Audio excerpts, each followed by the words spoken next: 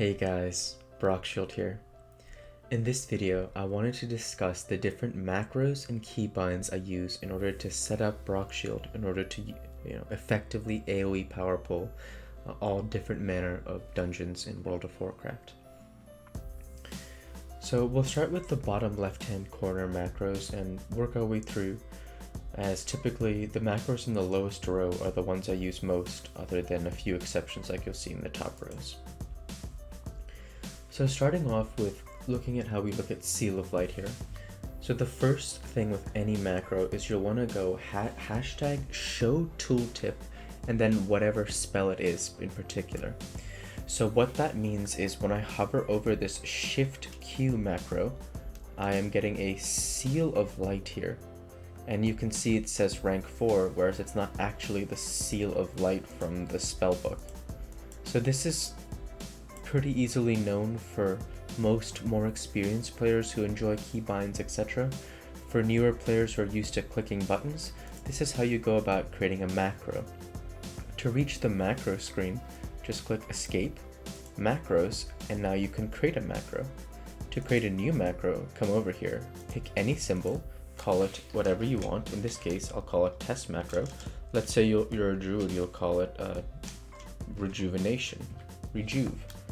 I typically like to find the exact symbol. Let's see, there it is for druids.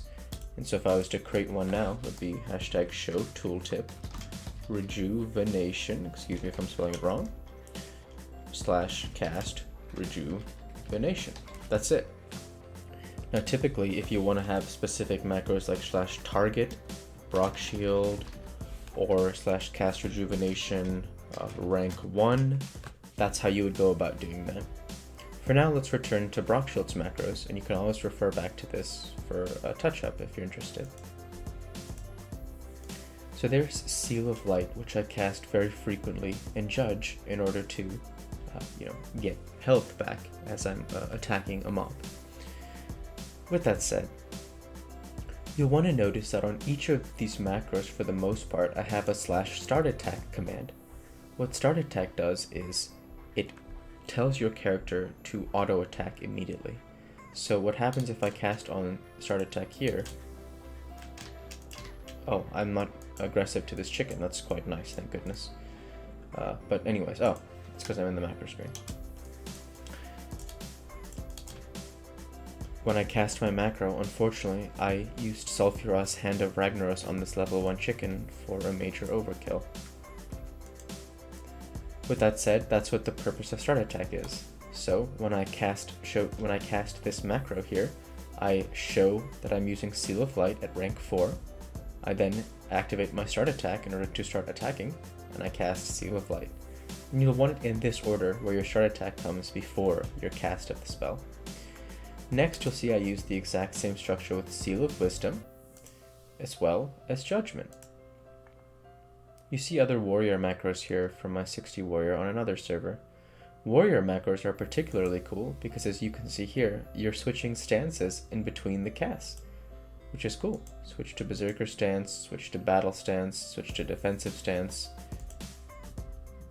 So pretty cool, as warrior is a class that heavily depends on macros and stance switching.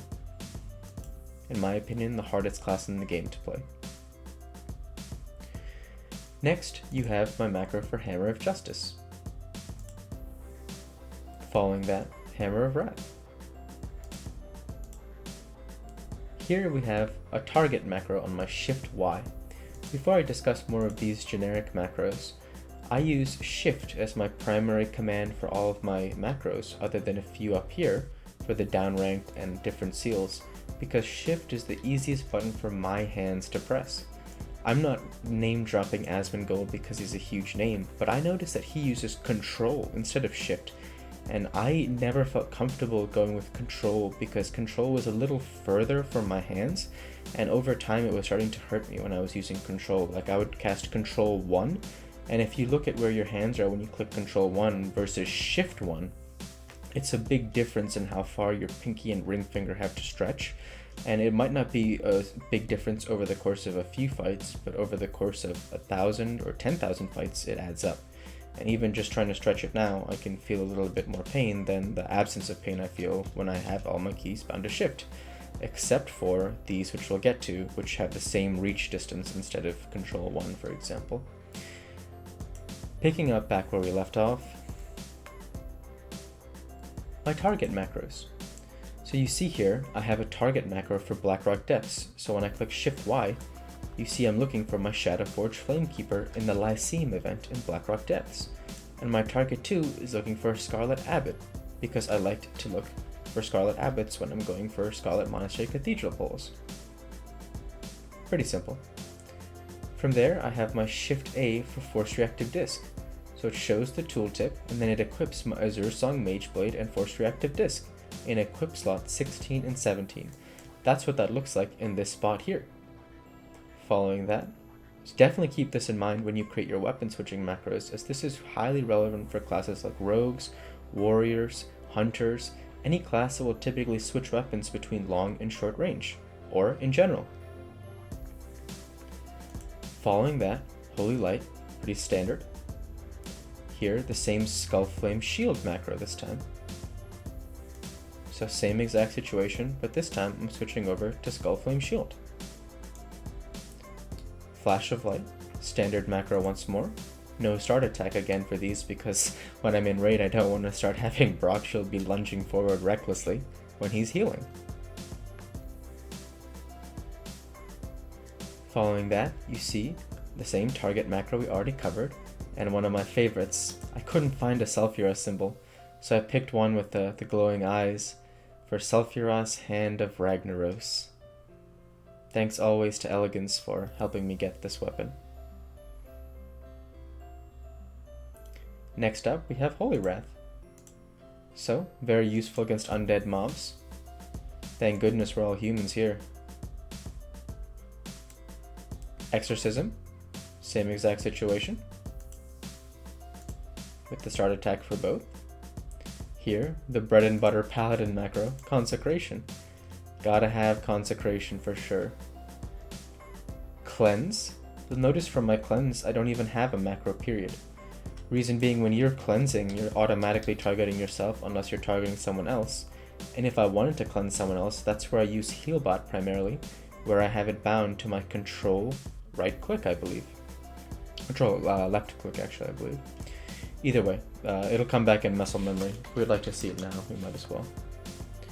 So that's the reason I don't have a cleanse macro, is because primarily if I want to cleanse, I'll have Healbot and control left click will activate my cleanse. When I'm running my Scarlet Monastery runs, I don't have to worry about that because I'm only targeting myself in the runs, so I just Shift V and cleanse myself.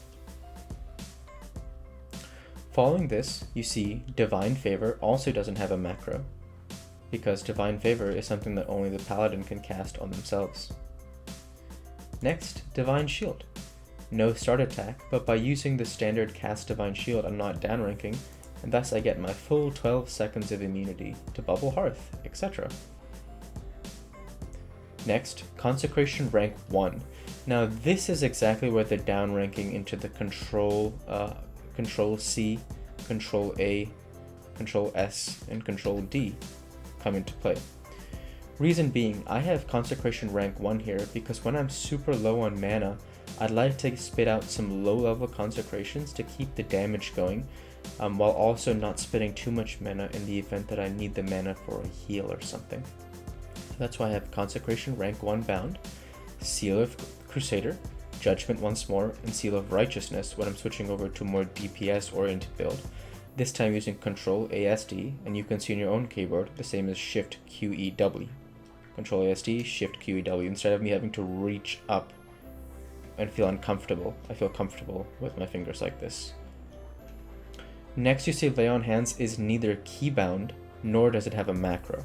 Reason being, I do not want to use this spell even now, because after making this video, I plan on returning to Blackrock Depths or doing something else, and I may need my Lay on Hands, so I never have this bound to any key. And you see, even with my bubble, Shift M is a stretch, so I'm not clicking this accidentally.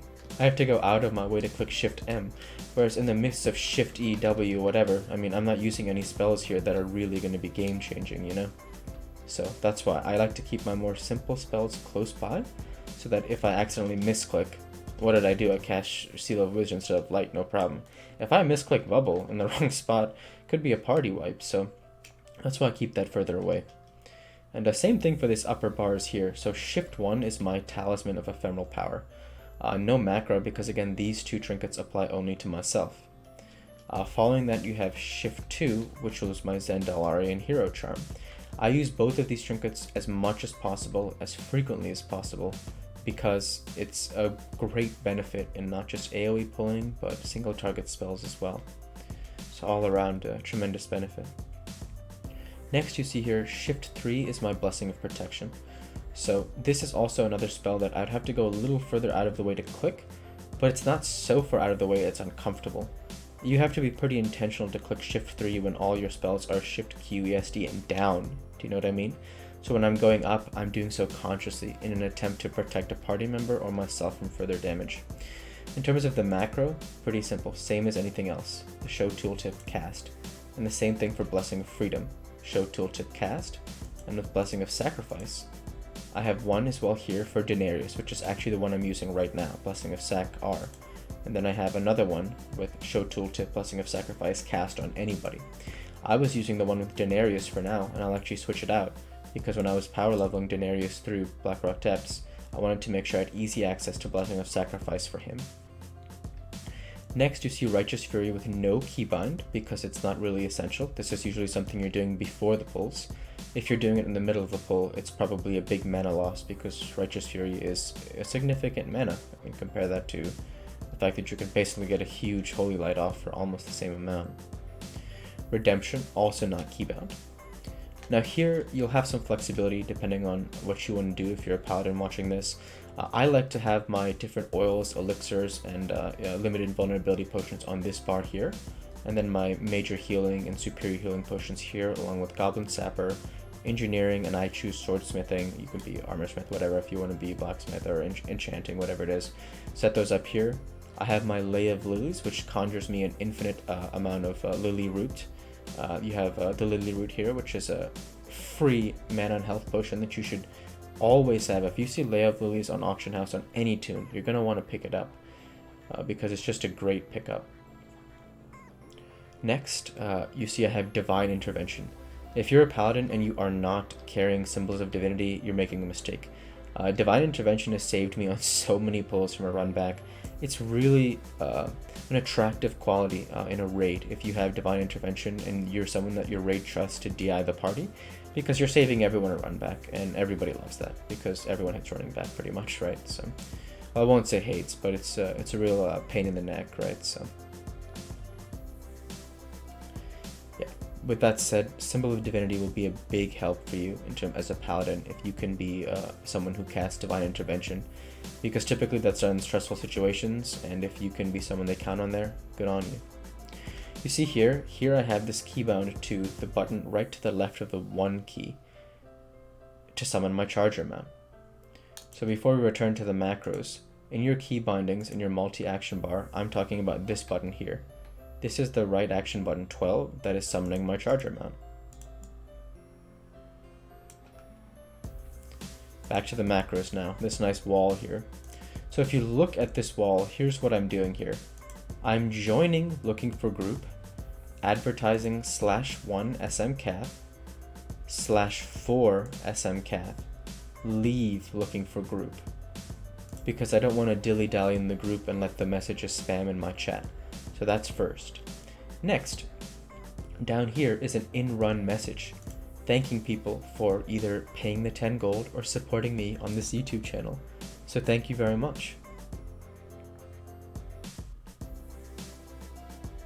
Following that, we have our reply, which explains the gold free option and the help with the YouTube channel that people are kind enough to provide. Up here, I have a standard command asking them to please wait to zone in, then zone in now, and I definitely asked people to try not move and not distract, because while they really aren't going to be a problem, it's more that just sit back and relax, because you're getting a lot of experience, and the only thing that can go wrong is pretty much someone just runs in Leroy Jenkins style. You know how it is. Next, I have one for the move up command to please move up to the waterfall after the first pull is done. Then reset, and last one is when I need 2 minutes to trade to an alt. So that's it. I hope you enjoyed the video showing my macros and different keybinds that I use in order to set up Rock Shield the way I enjoy for Classic World of Warcraft. Please feel free to like, comment, and subscribe, as it greatly helps the channel. Thank you for watching. Light be with you. Take care, and thanks again.